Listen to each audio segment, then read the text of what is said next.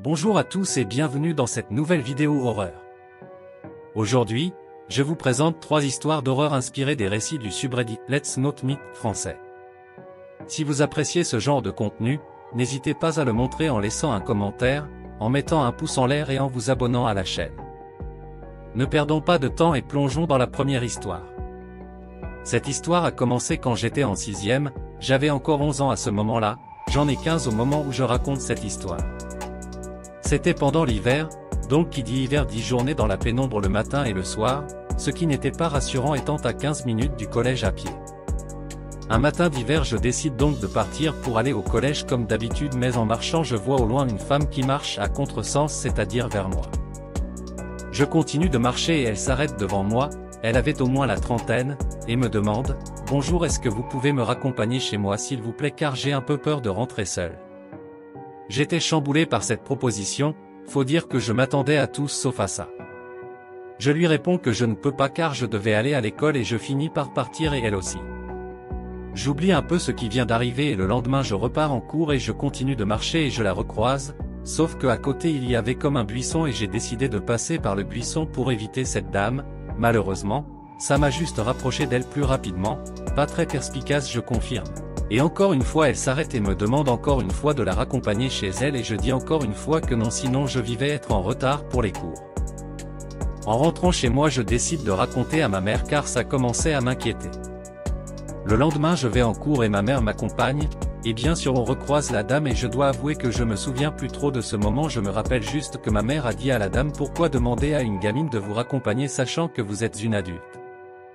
Suite à ça elle a répondu qu'elle était désolée et qu'elle était handicapée et c'est pour ça qu'elle me demandait de la raccompagner.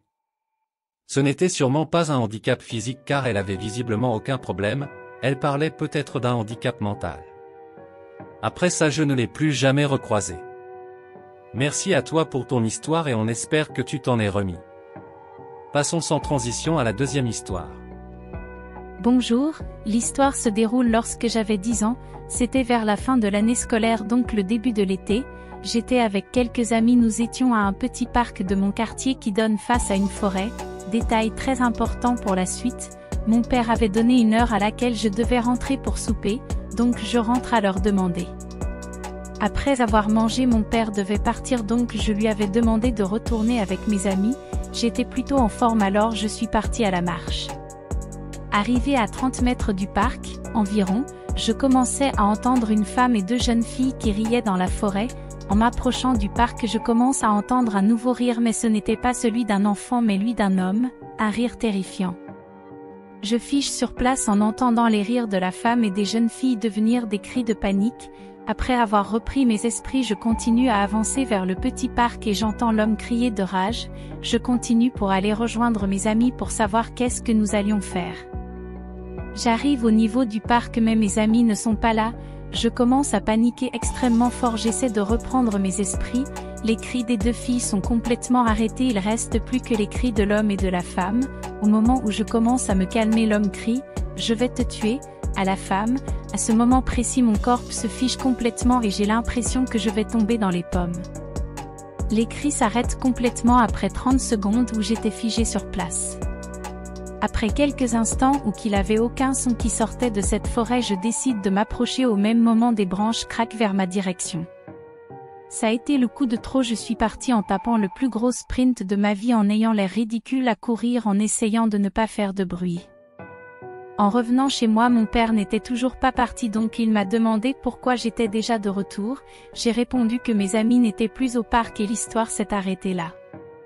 Merci d'avoir lu et bonne fin de journée ou bonne nuit.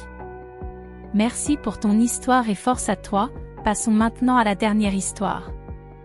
Bonjour à tous, je m'appelle Camille, j'ai actuellement 16 ans et j'en avais 14 lors des faits. J'habite dans un appartement, plus précisément au 2e étage. Pour vous mettre dans le contexte, à mon salon il n'y a pas de porte, c'est-à-dire que j'ai une vue sur ma porte d'entrée et sur mon couloir. Sur ma porte d'entrée il y a une serrure et aussi une chaîne. C'était un soir où j'étais seule à la maison, ma mère était avec mon beau-père à un concert et elle ne rentrait pas dormir chez nous. Mon frère lui était donc chez ma grande-tante car il est trop jeune pour rester à la maison avec moi. Il était à peu près 23h30, j'étais en appel avec des potes à moi en même temps que je regardais une série. On disait des conneries et on faisait des blagues, comme tous adolescents de 14 ans. Et d'un coup j'entends un gros bruit dans ma cage d'escalier. Je prends donc mon téléphone avec moi et vais voir ce qu'il se passe. Alors oui, c'est peut-être con, mais je suis assez proche de mes voisins et il y a une de mes voisines qui a quelques problèmes de marche, donc j'avais peur qu'elle soit tombée.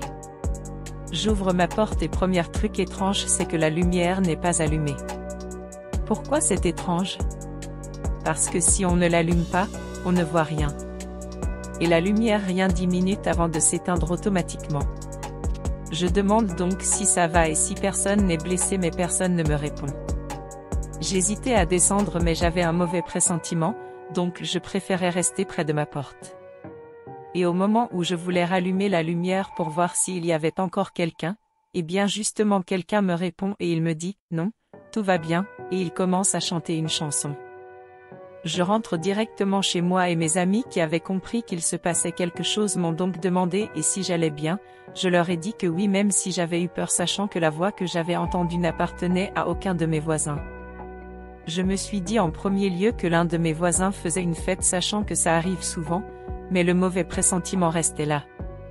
Après 1 heure environ, donc il était à peu près 1 heure du matin, j'entends un bruit à ma fenêtre, je me déplace donc vers celle-ci. Je n'étais plus au téléphone avec mes amis car eux avaient école le lendemain et moi j'étais en congé, enfin bref. J'ouvre doucement mes rideaux et je vois qu'il y a un homme qui se tient devant ma fenêtre et il commence à chanter. Je comprends donc que c'est l'homme qui était dans ma cage d'escalier. Je commence donc à paniquer et quand il finit la chanson, il dit une phrase qui m'a glacé le sang. « Ma jolie enfant, le diable sait que tu es seule, ouvre-moi et je saurai te protéger. » J'ai commencé à lui geler de se casser et après 5 minutes de silence, une lumière s'allume. C'était la lumière de la maison en face de chez moi et l'homme paniqué part en courant. Le jour d'après, je l'explique à ma mère qui je me prends pas trop au sérieux et dans l'après-midi je rencontre mon voisin et il me dit que vers 1h30 il a vu un homme partir en courant, se cacher derrière un buisson et puis partir en marchant un peu comme Gollum dans Le Seigneur des Anneaux.